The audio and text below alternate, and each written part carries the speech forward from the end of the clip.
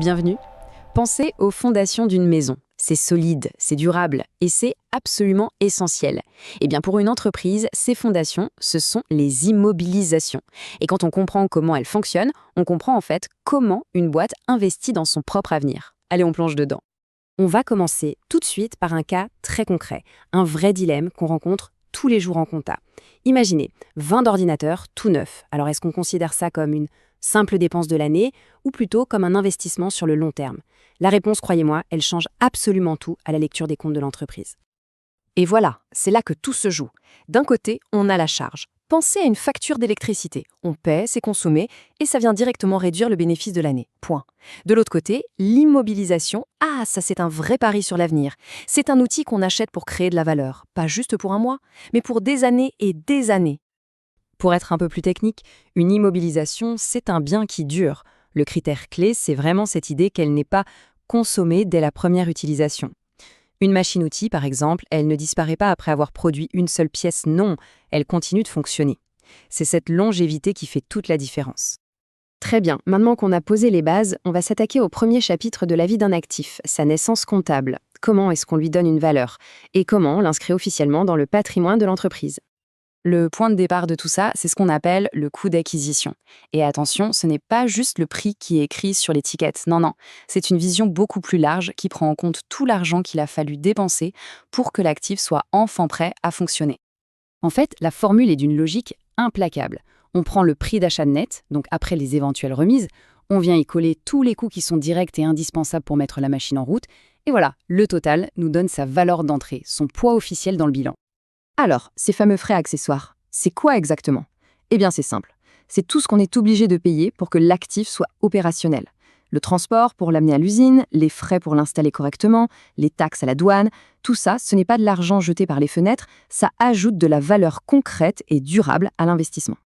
Mais à l'inverse, il faut faire très attention à ne pas tout mélanger. Il faut exclure ce qui est lié au fonctionnement courant de l'entreprise. Par exemple, former le personnel pour utiliser la nouvelle machine, c'est une dépense de l'année, ce n'est pas une valeur qu'on ajoute à la machine elle-même. La distinction est subtile, mais elle est absolument essentielle pour ne pas surévaluer ses actifs. Ok, notre actif est en place, il est branché, il produit.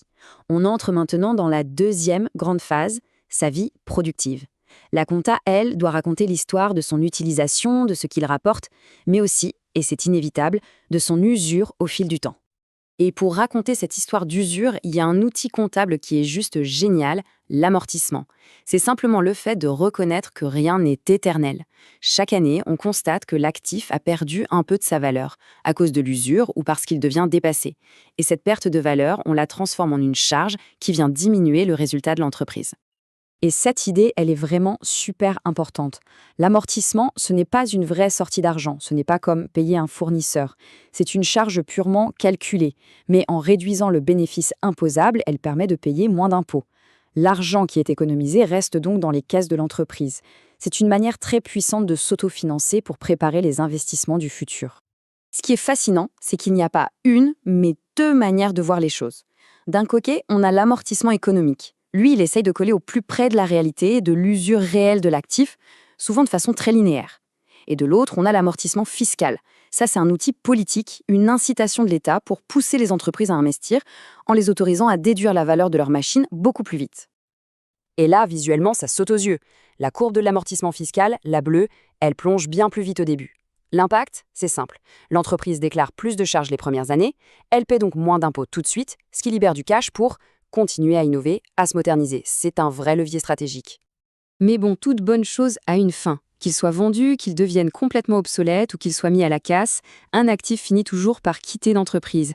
Voyons un peu comment se passe ce dernier acte. La sortie, c'est un processus très méthodique, en 3 temps. D'abord, il faut un événement, une vente, une mise au rebut, etc. Ensuite, on calcule un tout dernier petit bout d'amortissement, juste pour la période de l'année où l'actif a encore servi. Et enfin, on nettoie le bilan. On retire la valeur d'origine de l'actif et on retire aussi la totalité des amortissements qu'on avait accumulés au fil des ans. Et le point final, le moment de vérité, c'est de faire le calcul. On compare simplement le prix de vente à la valeur qui restait dans les livres, ce qu'on appelle la valeur nette comptable. Si on a vendu plus cher que cette valeur, bingo, c'est une plus-value, un gain pour l'entreprise. Sinon, eh bien, c'est une moins-value. c'est le verdict final. Bon, on a suivi un actif de sa naissance à sa mort comptable. Mais au-delà de toute cette technique, pourquoi est-ce que c'est si important de s'y intéresser? Qu'est-ce que tout ça nous raconte sur la stratégie d'une entreprise? Parce que derrière ces chiffres et ces règles, il y a une histoire fascinante. Regarder les investissements d'une entreprise, c'est lire ses plans de croissance. Analyser ses choix d'amortissement, c'est décoder sa stratégie fiscale. Voir qu'elle se débarrasse de ses vieux équipements, c'est comprendre sa volonté de rester à la pointe. En fait, le bilan, c'est un livre ouvert sur la trajectoire d'une entreprise. Et on va finir sur cette question. La prochaine fois qu'on aura un bilan sous les yeux, il ne faudra pas y voir juste une collection de chiffres froids. Il faudra y chercher une histoire, celle d'une ambition. Parce qu'analyser les immobilisations, au fond, ce n'est rien de moins que lire la vision qu'une entreprise a de son propre futur. Ik أخويا مروان Ik أخويا العزيز Ik أخويا